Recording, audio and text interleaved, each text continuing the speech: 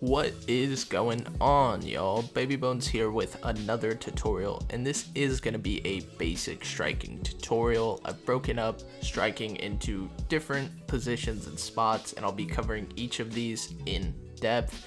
This is just one in a series of videos I am currently doing and in the future will be doing on basic Rocket League mechanics. So if you find this video or any of my videos helpful, please make sure to subscribe down below. Let's hop into a training pack and I'll show you what I mean. Before we talk about specific striking mechanics, we have to talk about what makes a good shot. A good shot is all about making it as difficult as possible for the defender to save. And the factors I want you to consider are power, placement, and positioning. How powerful a shot needs to be is based on the distance from the net. So obviously, the further away you are from the net, the more powerful the shot needs to be.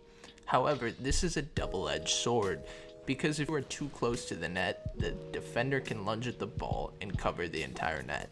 To effectively use power, you want to be in that sweet spot where you're not too far away that the save is easy and you're not too close so that the defender can get the save. Power is worthless, however, if you have bad placement. You want to make sure you are placing these shots top or bottom corner so that the defender can't react in time. Of course, power and placement are very important, but the final factor I want you to think about is the defender's positioning. If you see the defender right next to you, then you don't need to shoot top corner. However, if you see the defender rotating into net, you might want to shoot behind him. So keep an eye on the defender for the most effective shot. The first aspect of striking we have to talk about is power shots. Now, power shots are pretty simple. All you're going to do is wait for the ball to bounce and then flip into it. Or a ball rolling towards you, it's the same thing. Flip into the ball for maximum power.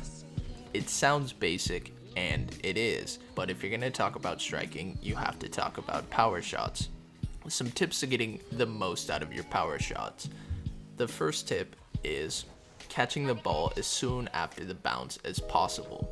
Because the ball right after the bounce is going to have the least amount of momentum and is only going to gain momentum after the bounce, you want to minimize that by getting to the ball as soon after the bounce as you can, allowing yourself to generate the most power. My second tip is using the corner of your hitbox. Though not always necessary or warranted, it is going to generate the most power because the corner of your hitbox is the smallest part on your hitbox. It'll allow you to generate the most power. My third tip is going to be patience. You don't want to get ahead of yourself and hit a ball that's about to bounce when you have time to wait for the bounce and take a cleaner shot. So the keys to training this is just going to be repetition and variance. So whether you're in free play or custom training, you're going to want to get a lot of different looks. Because power shots are so simple, the difficulty comes in the setup. So if a ball's moving faster or the angle is weird, these are what make a power shot difficult. So just get as many different looks as many times as you need and you'll get better at power shots. The next striking mechanic I want to talk to you about is a hook shot. Now, these are pretty simple. All you're going to do is turn into the ball. That's it. These are so effective because you're adding your turning velocity into your speed velocity, and that generates a bunch of power in not that much distance. The way to really maximize power on these shots is to time it to right after a bounce. However, this can be difficult to start with, so I recommend starting off first with no boost and with just a rolling ball so that you kind of learn the feel of making contact on a hook shot. Eventually though, you are going to want to add boost. Once you've mastered that, add in a bounce. Now I'm going to show you some drills on screen to help practice this. Essentially all you're going to be doing is practicing your own setups and then eventually the strike. So you're just going to go upfield, keeping the ball at that nice low bounce where it's in your control and you can strike it at any point. So practice this in free play and you should have the mechanic mastered soon enough. The third striking mechanic I want to cover is Aeroshots. This is going to be a shot where the ball is in the air, you single jump up to it and then use your flip to shoot it. It's called an Aeroshots because you want to use your air roll to adjust in the air so that when you flip into it, you're getting good placement and good power. The trick to maximizing an Aeroshots is catching the ball right after you flip right on the nose. Now, if you really want to get spicy with these, you can do things like flip cancel or really aim for the corner of your nose. That's the best spot to hit the ball in the hitbox.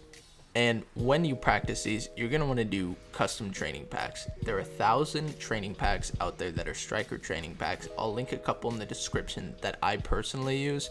But again, this is a mechanic that's just going to come with repetition and variance over time.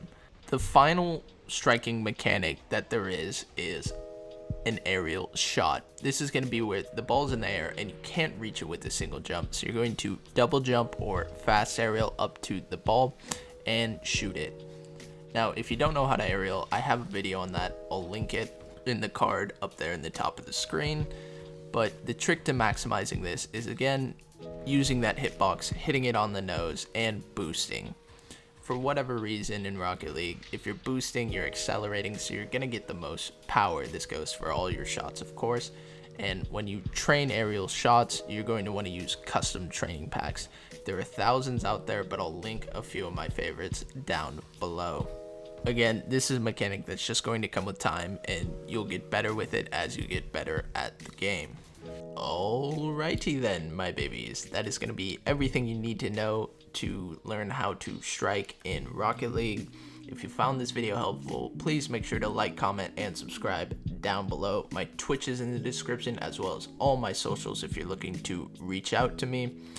And as a side note, guys, I am looking for an editor so I can pump out more content for you. If you're interested in that, please reach out to me on Discord and we can talk about it further. Okay, have a good day or night.